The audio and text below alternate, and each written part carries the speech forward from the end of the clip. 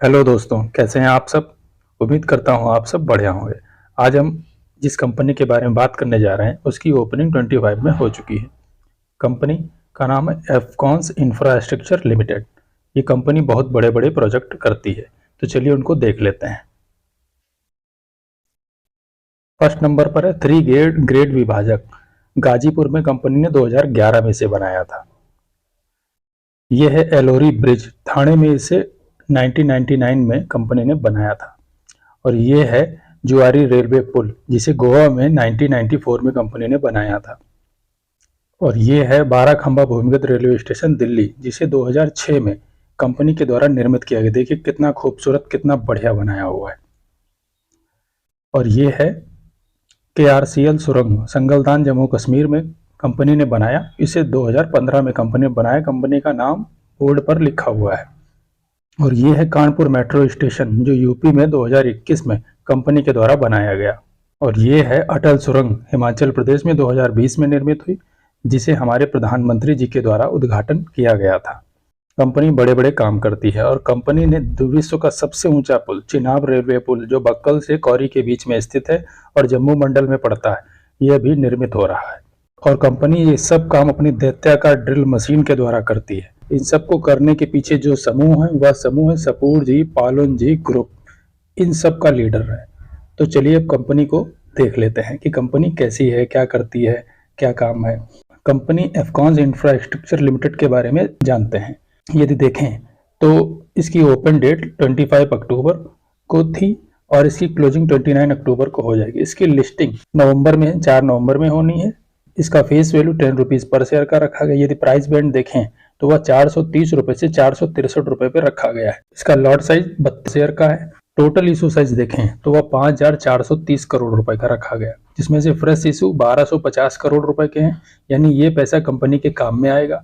और offer for sale के जरिए कंपनी 4180 करोड़ रुपए इकट्ठा करेगी, यानी ये पैसा जो है कंपनी के बाहर एग्जिट प्रमोटर लेकर चले जाएंगे। सपोर्ट जी पालो जी समूह के अन्य जो पार्टनर हैं वो बाहर लेकर चले जाएंगे, तो इस पैसे का यूज कंपनी के अंदर नहीं होगा। इसके एम्प्लॉय के लिए 44 रुपए का डिस्काउंट रखा गया। लिस्टिंग इसकी BSE NSE पर होगी। यदि इसके रिजर्वेशन को देखें तो QIBs के लिए 50% का पोर्शन रखा गया, रिटेल इन्वेस्टर के लिए 35% का पोर्शन रखा गया और HNIs के लिए 15% का पोर्शन रखा गया है।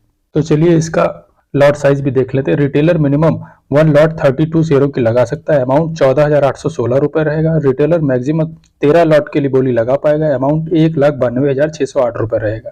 यदि आपके पास ज्यादा पैसे हैं तो आप मैक्सिमम लॉट के लिए अप्लाई कर सकते हैं। अपने लॉट चांस को बढ़ाना है तो आप पूरे परिवार में सबके डीमेट अकाउंट खोलिए और उन सब में पैसे लगाकर आप चांस को अपने बढ़ा सकते हैं। स्मॉल HNIs 14 लाख के लिए बोली लगा सकता है, जिसका अमाउंट 2,07,424 रुपए रहेगा। स्मॉल HNI मैक्सिमम 67 लॉट के लिए अप्लाई कर सकता है, अमाउंट 9,92,672 रुपए रहेगा। Big HNI minimum 68 lot apply करेगा, अमाउंट 10,07,488 रुपए रहेगा। यदि इसके प्रमोटर होल्डिंग को देखें तो प्रमोटर होल्डिंग में Goswami infratech private limited, Shapoor ji Pallon ji and company private limited and Florid investment private limited है, जिनके पास IPO आने से पहले शेयर होल्डिंग प्री इशू 99.48% का है और पोस्ट इशू ये कुछ कम हो जाएगा।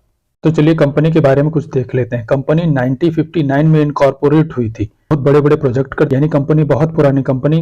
26 प्रोजेक्ट 15 कंट्री में किए, 13 देशों में 67 प्रोजेक्ट अभी इनके पास हैं। इनके पास बड़ी ऑर्डर बुक है, जिसमें अभी लगभग 350 करोड़ के कंपनी को प्रोजेक्ट करने बाकी हैं।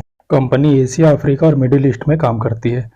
कंपनी के फाइनेंशियल फंडामेंटल को देखें तो डिटेल्स कुछ इस तरीके से। कंपनी ने 6% से अपना रेवेन्यू ग्रो किया। यदि कंपनी के एसेट्स को देखें तो मार्च 2022 में 12,973 करोड़ के थे, जो मार्च 24 में 16,233 करोड़ के हो गए। अभी के क्वार्टर में 17,185 करोड़ के हैं। रेवेन्यू देखें तो मार्च 2022 में 11,269 करोड़ के थे, जो मार्च 2024 में 13,646 करोड़ के हो गए और इस क्वार्टर में 3,213 करोड़ के हैं। प्रॉफिट आफ्टर टैक्स देखें तो मार्च 2022 में 357 करोड़ के थे, जो वर्तमान जून क्वार्टर में 24 में 91.59 करोड़ के हो गए। यदि नेटवर्थ को देखें तो 2,691 करोड़ 2022 में था, अभी के टाइम इनके पास 3,662 करोड़ है। रिजर्व सरप्लस को देखें तो 22 में इनके पास 2190 करोड़ के थे, जो 2024 में इनके पास 3342 करोड़ के हो गए। तो रिजर्व सरप्लस ठीक ठाक है। बोरोइंग को ये देखें तो 2022 में 1555 करोड़ था, अभी के टाइम इनके पास 3365 करोड़ की बोरोइंग हो गई है। तो बोरोइंग थोड़ी ज़्यादा है। कंपनी रिजर्व सरप्लस को मेंटेन करती तो अपने कर्ज को ईजिली खत्म कर सकती है।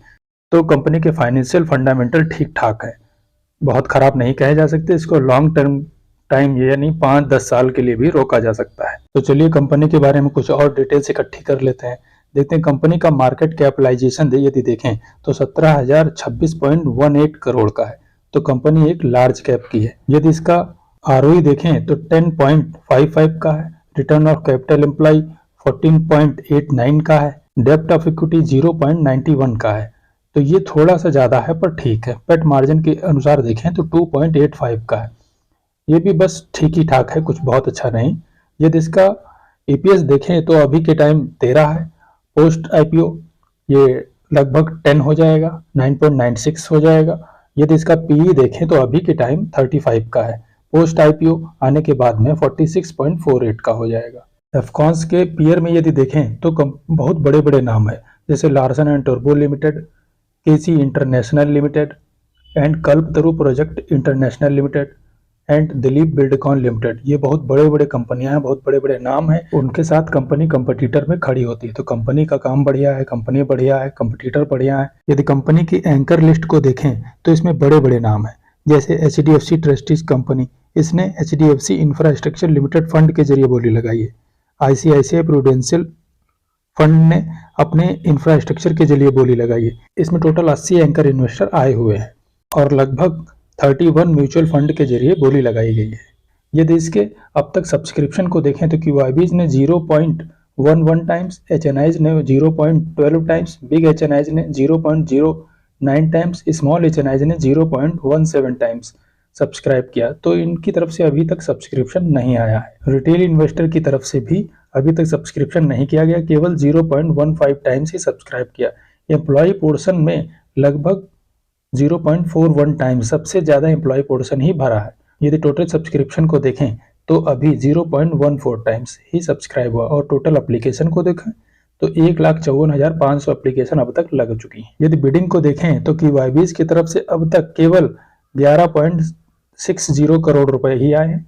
HNIs की तरफ से 95.30 करोड़ आए और स्मॉल HNIs ने 40 करोड़ 36 लाख रुपए लगाए और बिग HNIs ने 48 करोड़ 93 लाख रुपए लगाए और रिटेल इन्वेस्टर की तरफ से 284.71 करोड़ रुपए लगा दिए गए। एम्प्लॉय ने भी अभी तक 11.5 करोड़ रुपए ही लगाए हैं। यदि टोटल देखें अब तक 403 करोड़ रुपए की बिड लगी हुई है। तो चलिए अब इसका ग्रे मार्केट प्रीमियम भी देख लेते हैं। जहां कंपनी का grey market premium 75 rupees per trade कर रहा था, वो गिर के 60 रुपीज पे आया और अभी के टाइम 15 रुपए पे ट्रेड कर रहा है। इसकी एक लॉट में 32 शेयर है, तो उस हिसाब से लिस्टिंग गेन 480 रुपए मिल सकता है।